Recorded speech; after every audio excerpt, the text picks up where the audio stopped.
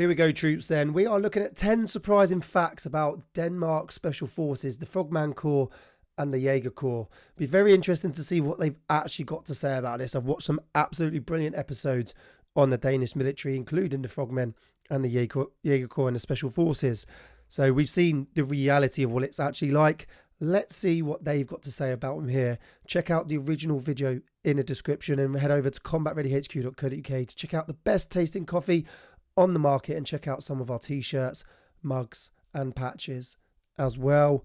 But let's get into it. There are many militaries around the world that have many different forms of special forces.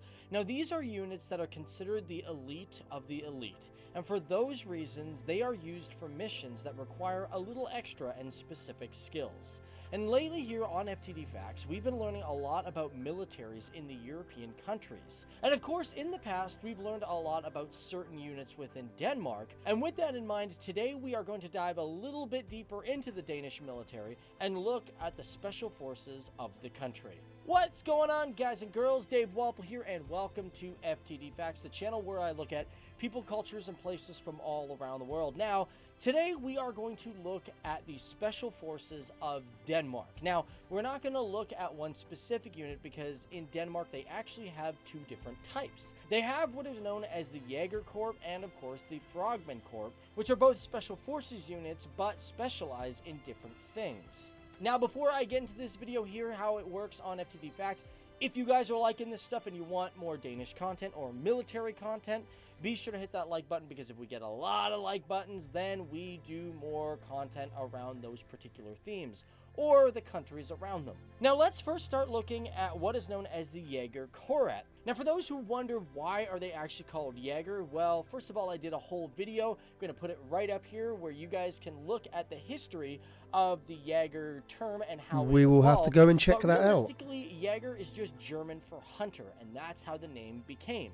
And for the Jaeger Corps, according to the main website, they are a special operational force that must be able to solve military tasks in peace, crisis, and in war, within the following overall task types, which is information retrieval and reporting, active action, military support, and of course follow-up tasks.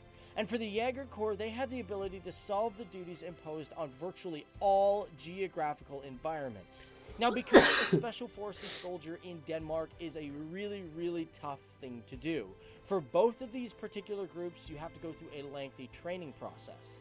But for the Jaegers, they say only about 1 out of 10 people who apply actually get into the program. Before I get into the... Which we've actually seen that in videos that we have watched with the majority of Special Forces, especially when it comes to Denmark. The pass rate for the majority of Special Forces is extremely low because of the arduous training that they put them through. Not just the physical ability that they need to have, it's more to do with the mental resilience as well. The sleep deprivation you go through, the extreme pressure, and also a lot of Special Forces don't congratulate you or, you know, let you know how well you're doing. It's all down to you. So you've just got to go through hoping that you're doing well and that you're passing.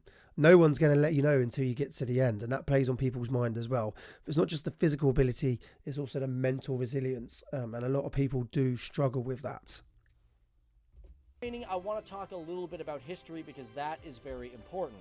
Because believe it or not, the Hunter Corps or the Jaeger Corps is believed to have been around since 1785. And back then, it was known as the Jaeger Corps of Zealand. Now, the reason for their development was because Sweden, Britain, and other countries were becoming growing threats. And therefore, the military organized a group that was made from hunters and woodsmen. And of course, throughout history, these hunters have been a part of the Denmark army, but it wasn't until the 60s when they officially got their name. This was because on November 1st of 1961, the military had decided to create a complete group for special forces, known as what we are referring to as the Jaeger Corps. That's a very similar time to a lot of nations actually design and develop the special forces. We had the Brits obviously pretty much do it first within World War II. The Navy SEALs were sort of developed in the 1960s, I believe.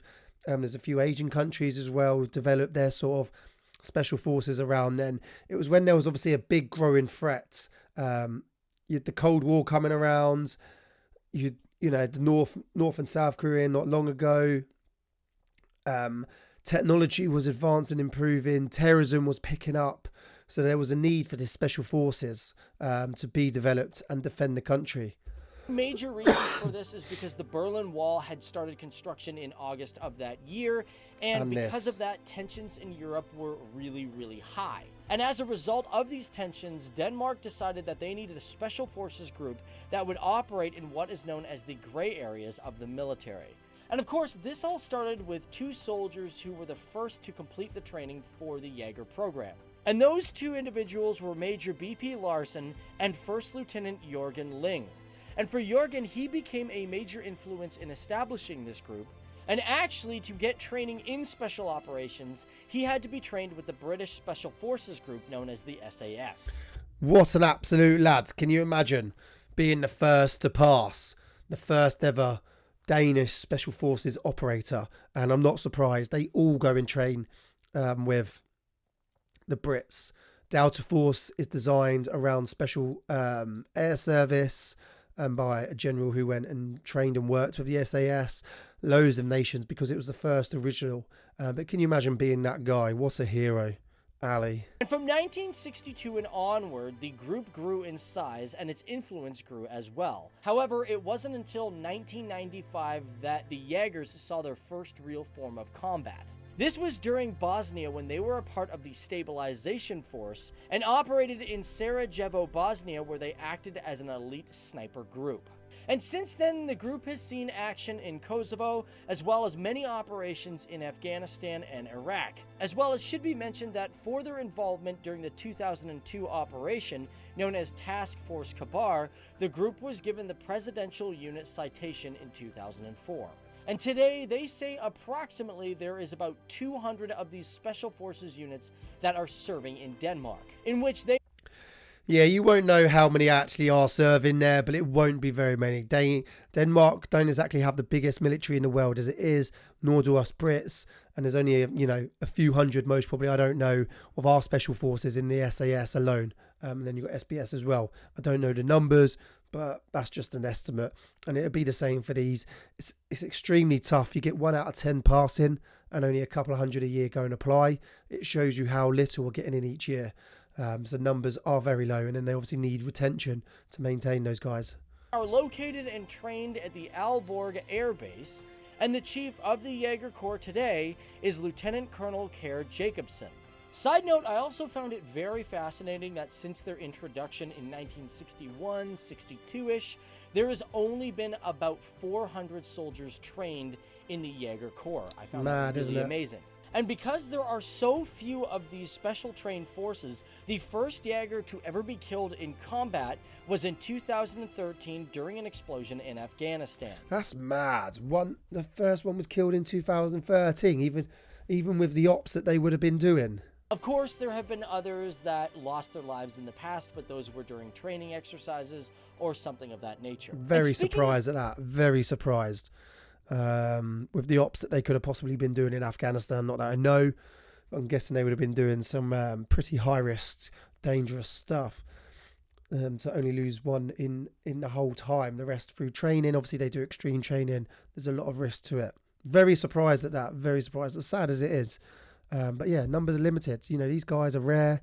Not many people can do what special forces, like top tier special forces units around the world can do. It takes a very specific person. Training, these guys are trained in all sorts of different fields, from Arctic warfare to combat, search and rescue, special operations, close protection, reconnaissance, parachuting, and even halo drops, and much, much more.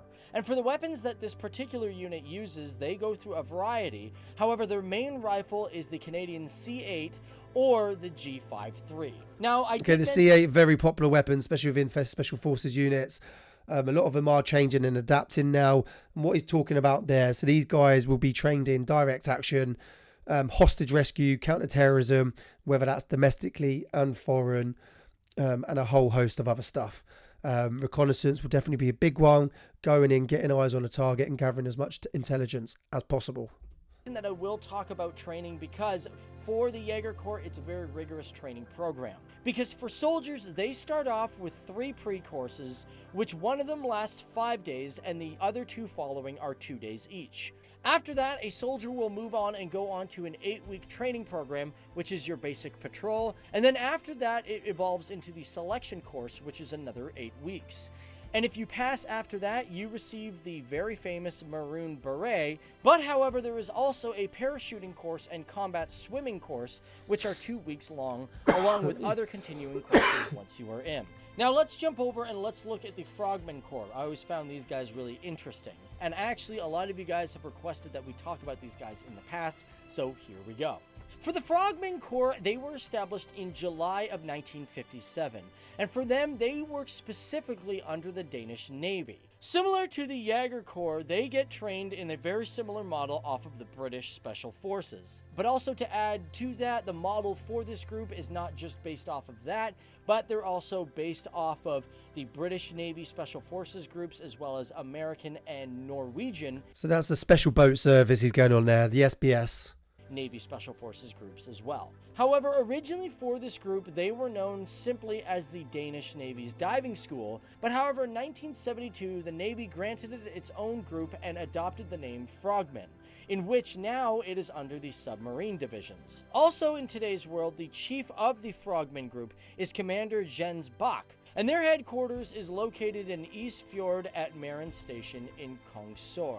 And of course, it acts as a Special Forces group, but the one thing that makes the Frogman Corps definitely different from the Jaeger Corps is that they specialize in scuba diving more than parachuting schools, in which the Jaeger Corps may receive. Also, here's a really cool fact. So basically, they're going to specialize in amphibious assaults and then sort of counter-terrorism, hostage rescue, and other sort of missions to do with boarding ships, oil rigs, or inserting by sea in some variation of diving or through boats. You know, Special Forces, you know, like the Special Air Service have boat troop, but the SBS really are specialised within diving, oil rigs, boarding ships, etc. Comes to the Frogmen. Although becoming a Frogman is a very hard accomplishment to achieve, the Crown Prince of Denmark, Frederick of Denmark, has actually finished the course and become a Frogman. Very and apparently impressive. His nickname within the group is Pingo, which I guess comes from a Danish comic strip. I'm not quite sure. Pingo. And to dive further into understanding how the Frogmen actually operate, every single year they receive approximately 500 to 600 applicants. However, for them, only about a dozen of these applicants are actually chosen. And from there on, the training course for Frogmen is approximately 9 months long, in which they will serve at least a 2-year contract. And as a matter of fact, since their creation in 1957, there has been a little over 300 Frogmen in all of Denmark. Yep, so I've heard another insane number, only 300 who have passed and served. Absolutely insane. And just even more insane, the Crown Prince has done that, and as we know, he's done the Serious Patrol as well. They state they have approximately 150 of them active today, and as well, similar to the Jaeger Corps, their mission files are stamped red, and most of them are classified, and there are very few stories that have come to the public eye. As well, they fought alongside with the Jaegers in what is known as Task Force K-Bar in Afghanistan, and of course, they've also seen combat in Iraq, and from 2008-ish to approximately 2014, they were heavily involved in Operation Ocean Shield, which was a major counter-piracy operation with several governments being involved. So there you go, guys. That is us looking at the Special Forces groups within Denmark. What are your thoughts on this? And do you know somebody who is a Special Forces unit? Or do you yourself want to train in Special Forces? Let us know down there in the comments section below. But my name is Dave Wapple, and thank you guys. So, nice little video, some little basic facts about there. You can tell this guy's got no military experience, but he's done his research. He's gone online to try and find as much information as possible. It is extremely hard to gather intelligence on these guys. They don't release information, so the information he's got is very good and to the best of his ability. What is we know watching previous videos and watching this is the most amazing fact about them is the numbers that have ever passed. 300 to 400 Jaeger Corps and Danish Frogmen. Like, extremely impressive. You know, it wouldn't be too far off the UK. Their numbers wouldn't be extreme either, because most probably only around 5 to 12 pass British Special Forces as well. And same for, you know, a lot of units that go around the world. These guys are extremely elite, highly professional, deal with direct action, raid, hostage rescue, counter-terrorism, reconnaissance, surveillance. They do it all, okay? They wouldn't do your standard conventional war fighting, but they're going in, they're door kicking, they're going in silently, they're gathering intelligence, all that sneaky beaky stuff. All right, extremely cool. And the training and the selection that they have to do is extremely hard. So hats off to anyone who either attempts it and passes it. But thank you. I hope you've enjoyed this video. As always, check out the original video in the description. Please like, share and subscribe, and I'll see you soon.